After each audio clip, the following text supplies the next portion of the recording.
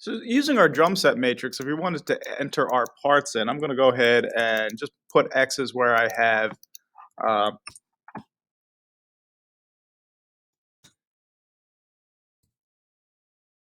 have things going on. So we have the hi-hat going on every eighth note, the snare on beats 2 and 4, and now we're going to create our bass drum pattern.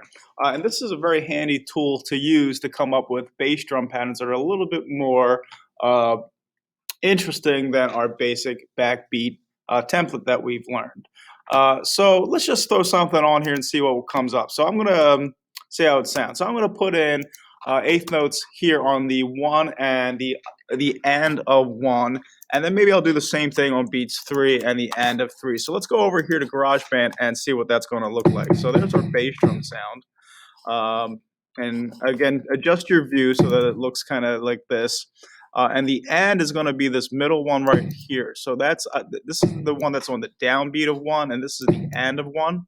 And now I'm going to go to beat 3 and do the same thing, making sure it lines up with the line, with the tick. All right, so from here you can start to kind of experiment, and this is again, using the drum set matrix is a great way to do that.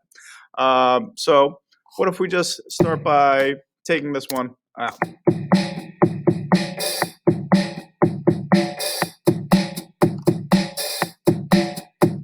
So that would look like this over here. Maybe we put one on the end of 4.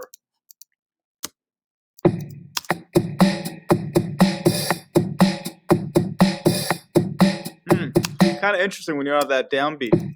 Also, I'm going to slow this tempo down to, let's say, about 60. And let's count these eighth notes. So hopefully you can all feel that tempo. 2, 3, 4. 1, 2, 3, 4. Right? So, and you can hear that the hi-hat and the bass, they're playing some eighth note patterns. 2 and 3 and 4 and 1 and 2 and 3 and 4. So yeah, take it slow and experiment with some of these offbeat bass drum patterns, and you can really come up with some interesting things. Like here, I'm just putting in one that I think might sound cool. So here I have the bass drum just playing on the downbeat of 1, and then the offbeats for beats 2, 3, and 4. So if we were to, and once you have a couple in, you can just kind of move them around.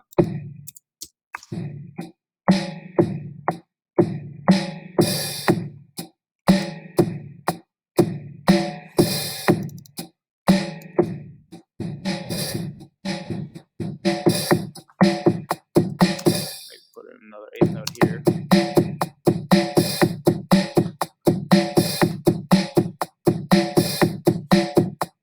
And have some fun with this. Use the matrix. We got them hanging up in the wall.